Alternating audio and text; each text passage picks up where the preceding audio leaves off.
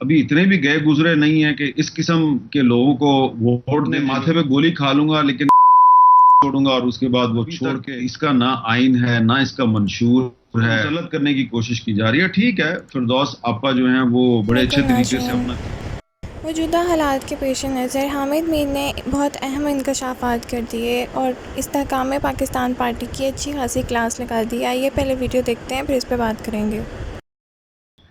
इस्तेकाम Pakistan party में बहुत से लोग जो हैं उनके साथ मेरी बहुत पुरानी न्याज़मंदी है।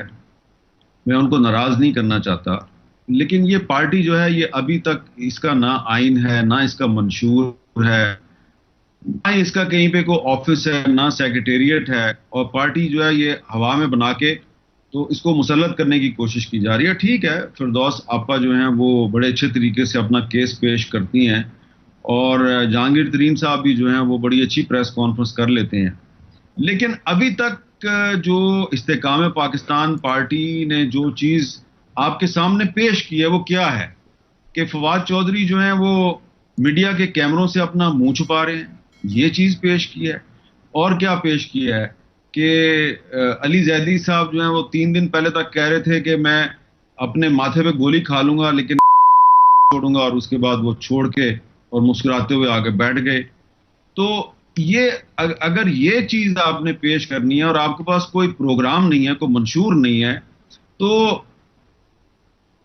प्रोग्राम और मंशूर की अदम मौजूदगी में फवाद चौधरी का मुंह छुपाना और अली जैदी का सुल्तान राय टाइप डायलॉग बोलना और फिर उस डायलॉग से यू टर्न मारना, मेरा ख्याल है कि पाकिस्तान के लोग अभी इतने भी गए गुजरे नहीं है कि इस किस्म के लोगों को वोट देने पे वो तैयार हो जाए। इसलिए मुझे नहीं लगता कि इस्तेकाम पाकिस्तान पार्टी आज के दिन तक हमारी पॉलिटिक्स में कोई मैटर करती है। पहले तो ये प्रोग्राम सामने लेके आए ना कि आपके पास कौन सा फार्मूला जिसके तहत आप पाकिस्तान के इक्तिसादी हालात में कोई तब्दीली लेके आएंगे। तो अगर यही पुराने चेहरे जो पहले के साथ थे और इन्होंने को पहले फ्लॉप किया और फिर उसको छोड़ के तो दूसरी तरफ चले गए, तो आई एम सॉरी टू से ये पार्टी जो है ये फिलहाल मुझे चलती हुई नजर नहीं आ रही। छोड़ी है, लेकिन जो उन्होंने प्रेस कॉन्फ्रेंस की थी उनको अडयाला जेल से रहा किया गया और दोबारा गिरफ्तार नहीं किया गया। वहां से वो सीधे गाड़ी में बैठ के नेशनल प्रेस क्लब इस्लामाबाद आए और वहां आके पार्टी के ओहदों से इस्तीफा दे रहा हूं। जबकि शाहमूद कुरैशी को उसी अडयाला जेल से छोड़ गिरफ्तार किया गया, फिर छोड़ा गया, फिर गिरफ्तार किया गया।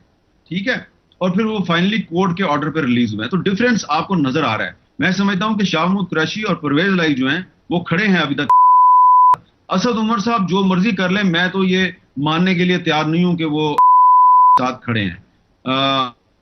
और वो अपने आप को बहुत चालाक समझते हैं, लेकिन पाकिस्तान के अवाम जो हैं वो उनसे थोड़े से ज्यादा चालाक हैं। तो ये बात मैं मानने के लिए तैयार हूं कि शाहमूद कुरैशी साहब हैं, परवेज लाई साहब हैं, फरख हबीब साहब हैं, हमाद अदर हैं, मुराद सईद हैं, ये लोग खड़े हैं इमरान खान के साथ। लेकिन सच ये है कि पाकिस्तान तहरीक इंसाफ की एज अ पार्टी जो उसकी एक क्रेडिबिलिटी थी वो काफी डैमेज हो गई है।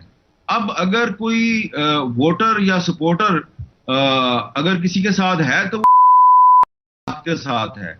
पार्टी से तो लोग जो हैं वो काफी मायूस हो चुके हैं क्योंकि पार्टी तो टूट फूट गई, और ऐसी टूटी फूटी के जो उसका स्पोक्स पर्सन था, उस पार्टी का जो तर्जुमान था फवाद चौधरी, वही भाग गया। पहले वो जूते छोड़ के भागा इस्लामाबाद हाई कोर्ट से और फिर वो छोड़ के भाग गया।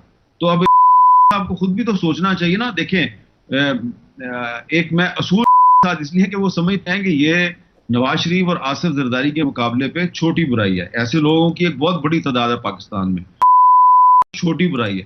तो ये सारे हैं तो बुराई, लेकिन कोई बड़ी बुराई है कोई छोटी बुराई है। तो इसलिए आपको चाहिए कि अब अपनी गलतियों से सबक सीखें, और वो लोग जो पहले उनको सही निशानदेही कर रहे थे कि ये आदमी गलत है, इसके हाथ में पार्टी ना दो, ये पार्टी को हाईजैक करने आया। मुझे याद है हामिद खान साहब ने 2 दफा नहीं 3-4 दफा मुख्तलिफ टीवी शोज में प्रेस कॉन्फ्रेंसों में कहा कि ये जहांगीर तरीन तहरीक इंसाफ को हाईजैक करने आया है, और बात नहीं सुनते थे। तो अब देख लें क्या फर्क है। फर्क यही वो ला सकते हैं कि इस पार्टी के अंदर डेमोक्रेसी लेके आए, तो फिर वो ये लोग नहीं कहेंगे कि ये छोटी बुराई है, लोग कहेंगे कि ये सबसे अच्छी पार्टी है। सर हामिद साहब, ये एक बात कही जाती है कि जनरली किसी भी पार्टी में जमहूरियत नहीं है, जितनी भी ये डेमोक्रेसी की बात करती हैं, पाकिस्तान की किसी भी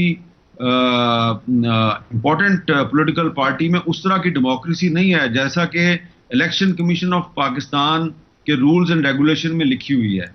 वो एक जैली इलेक्शन करवाते हैं और जैली रिजल्ट जो है वो जमा करवा देते हैं, और ये भी नहीं बताते कि इनका सोर्स ऑफ इनकम और सोर्स ऑफ फंडिंग क्या है। किसी पार्टी का कोई सोर्स ऑफ फंडिंग के ये बताइए कि क्या पाकिस्तान में मीडिया फ्रीडम है, तो आपको फिर एक जवाब देना पड़ेगा, और अगर आप सच बोलेंगी तो फिर हो सकता है आपके लिए मुश्किल हो जाए। तो इसलिए जवाब ही मैं ही दे देता हूँ,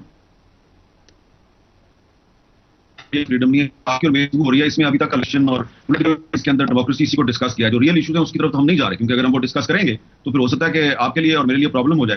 तो अब आप बताएं ना कि अगर इतने दिन गुजर गए हैं और इमरान रियाज जो है उसके बारे में किसी को नहीं पता कि वो है कहाँ पे, और IG इस्लामाबाद भी जो है वो अदालत में कहता है कि जी हमें नहीं पता वो कहाँ पे है, बाकी एजेंसीज भी कहती हैं हमें नहीं पता कि वो कहाँ पे है, लेकिन IG साहब कहते हैं कि हाँ ये पता है कि वो कहीं अफगानिस्तान के बॉर्डर के आसपास नजर आया था। और इसी तरह जर्नलिस्ट भी वो है जिसको पहले भी 2 दफा गिरफ्तार किया गया, फिर तीसरी दफा उसको गायब कर दिया गया। और बहुत से जर्नलिस्ट जो है उनके खिलाफ ये गद्दारी के मुकदमे दायर हो रहे हैं, FIR रजिस्टर हो रही हैं। तो वही कुछ हो रहा है जो आपके दौर में हो रहा था। साहब के दौर में मेरे खिलाफ को 8-9 गद्दारी के केस बनाए गए, लाहौर हाई कोर्ट में पिटीशन फाइल की गई मेरे खिलाफ, गिलगित तक में मुकदमे दर्ज करने की कोशिश हुई।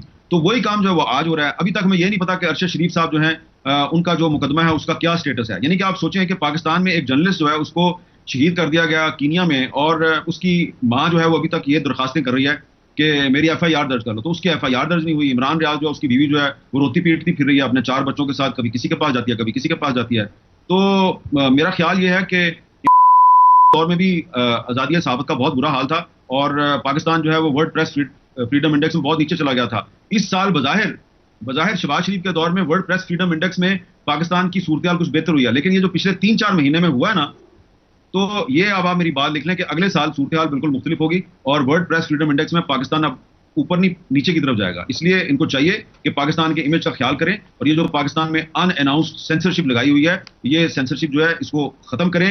किसी भी मुल्क में किसी भी जमहूरी मुल्क में सियासी मुखालफीन के खिलाफ सेंसरशिप का हथियार इस्तेमाल करके आप कोई सियासी कामयाबी हासिल नहीं कर सकते। अगर आपने सियासी मुखालफीन को सियासी मैदान में शिकस्त देनी है तो उसका बेहतरीन तरीका यह है कि आप इलेक्शन करवाएं, उसमें अपने सियासी मुखालिफ को शिकस्त दें। ये कोई तरीका नहीं है कि आप सेंसरशिप के जरिए मीडिया पर पाबंदियां लगाएं और मीडिया कुछ बोल ना सके, और आप कहें देखा पाकिस्तान में मीडिया कितना आज़ाद है। तो ठीक है, आप ये कह तो सकते हैं कि पाकिस्तान में मीडिया बड़ा आज़ाद है, और हम